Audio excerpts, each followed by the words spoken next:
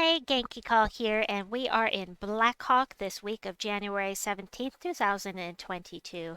And it's time to go over the Soulforge offerings. There's some good stuff in here, depending on your point of view.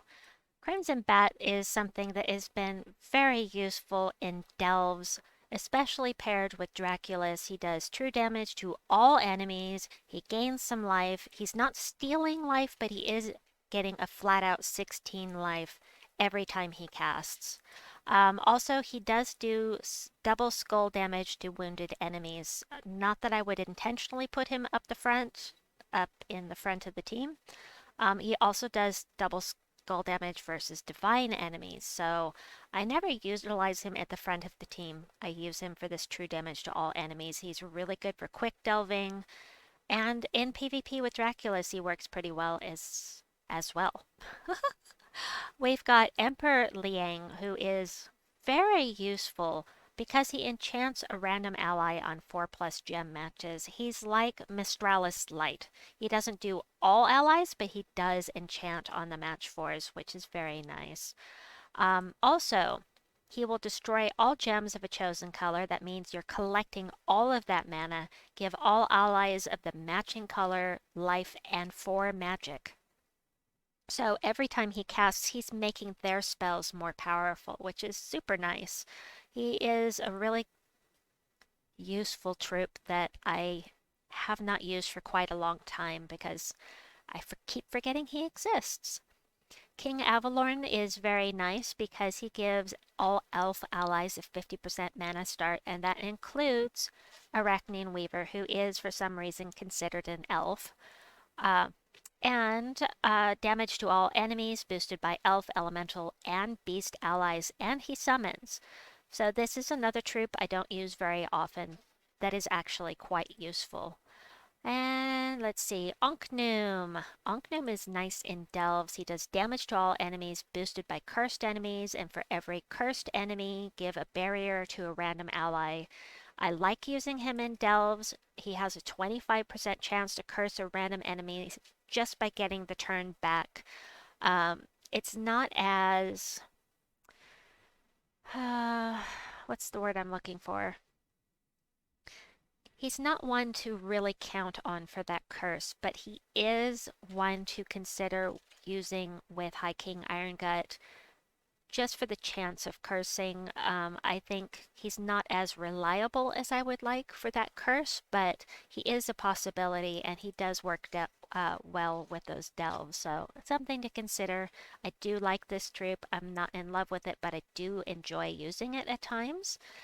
So, would I craft any of these legendaries?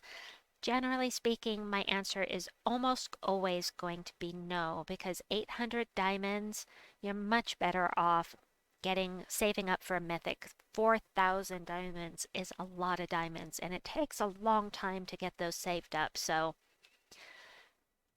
unless one of these legendaries is something that you need for a specific team, or you need to level up or get the power level up on one of your kingdoms, I would generally say to save your diamonds for legendaries or weapons. Queen Aurora from Silverglade, she gives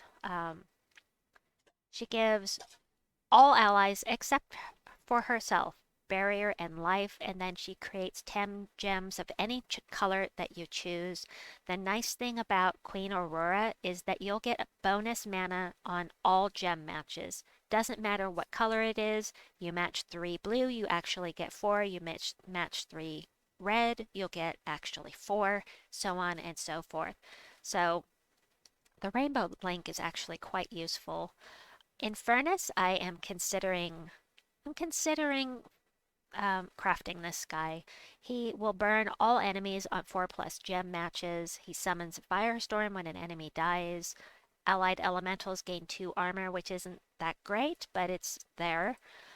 He does splash damage to 2 random enemies and explodes 5 random gems, so that means he does damage to up to 3 enemies at once, twice. So he can do damage to 6 enemies conceivably, and then he's going to explode those gems and get your more mana for your team. So I'm thinking about crafting him. I have not decided. I will wait at this point until later. Hold on just a minute. I'm so sorry. I'm back! Mother of Darkness. You may have heard of the Meta Mother of Darkness team. It uses Rope Dart, Mother of Darkness, Captain Macaw, and Night Spider. And the thing is that you loop with the Night Spider. You have a ton of purple on the board. You loop, Rope Dart cast, you get another turn. You get extra turns from Night Spider because it's making so many match fours. As long as you're not frozen, you're going to be getting extra turns. But she does true damage to an enemy and whichever one is below them, and it doesn't matter if the top enemy is up here and two empty spaces and then the one at the bottom is here. They don't have to be touching. It's not like splash damage. Splash damage will only hit something right next to it. With Mother of Darkness, it'll hit whatever is below them. If there's something there, she's going to hit them no matter how far away they are. And if one of them dies, she creates 12 purple gems. Otherwise, she'll summon if you have an empty space there. And she inflicts bleed on all enemies when matching 4+ gems, and you can have up to 3 layers of bleed on a troop. If you have 3 layers of bleed, that is 10 true damage every single turn.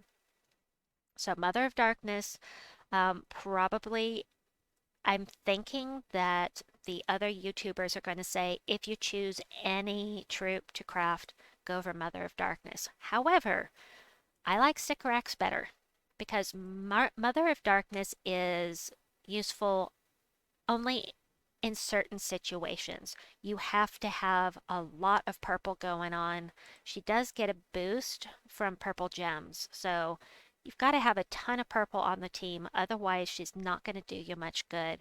Whereas Sycorax is amazing for Guild Wars, especially on green, blue, and brown days. Just like a regular troll, double a chosen color gem on the board, then create 3 more gems of that color. You get to choose which color it's going to create, and it's going to give life to all allies of that color, which is what makes her so good for Guild Wars, is because you're using one color anyway. If you match one of these 3 colors, you're going to be feeding back into her, and she'll loop, and she'll loop, and she's fantastic. She's impervious, which is great. Plus, you have this extra boost to attack and armor at the start of every turn, which is also very nice. I will link in my Mythic Spotlight on Sycorax. At the end of this video, you'll be able to find a clickable thumbnail on the video for that. Is that all? Wait, hold on. Seems like there should be something else here. Oh, no, we've got Queen Aurora, Infernus, Mother of Darkness, and Sycorax. Those are the 4 mythics that are in the Soulforge this week.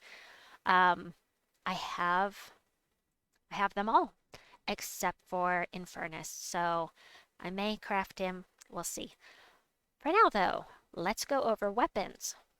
Now, the Frost Sword, I went ahead and I crafted this. I like the idea that it does triple damage if they use red mana. This will be great on Red Defense Day for Guild Wars because they're all going to be using red. That triple damage really can add up. And so I went ahead and crafted that. Then we've got the Ocean's Protector, and I'm kind of loving this weapon. Eliminate all armor from an enemy. So you're stripping them bare, basically, right. They're stripping them bare, and all of that armor that you remove is going to be added to your life.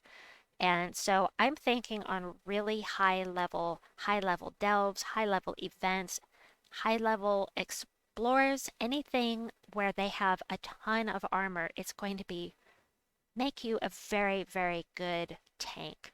And also, I looked at the upgrades for this, and you will get a barrier when you cast it. So not only are you getting a ton of life, you're also getting a barrier, which is going to make you hard to kill. So I really like the idea of this weapon, but I just crafted it, an hour ago, so I haven't really tried it yet.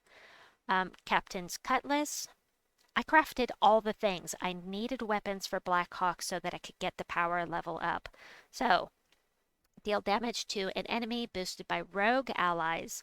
Then create a mix of 6 blue and red gems for each rogue ally. So, had to have that. It is brown and purple, and so is the other one, Pirate Signet. Pirate Signet is also brown and purple, but instead of rogue allies, it's Blackhawk allies. It still creates a mix of 6 blue and red gems, but this is for Blackhawk allies specifically, whereas the other one is for rogues. And then we've got, I can't believe Trick and Treat is still here. It was supposed to leave in November. All right, I don't have a problem with it being there. I'm just surprised. Anyway, the last one is the Flintlock of Blackhawk. This is one of those really cheap 75 diamond ones. Remove all blue gems. With no effect, you'll get no mana out of it, but it will boost your damage a little bit. And if the enemy is from Blackhawk, do double damage to them.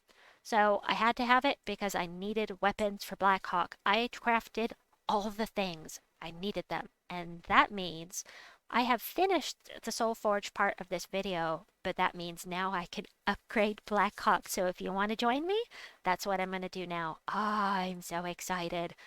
Straight up to level 18. I think it was 14 before, but I don't remember. Sorry. All right, let's see if we can get it any higher. And nope, got to get Corsair up a little bit, and that is perfect because the Corsair class trial will be this Thursday since we are right now in Blackhawk. So anyway, I hope that you have enjoyed this video. Please like and subscribe, and we'll see you soon. Bye-bye.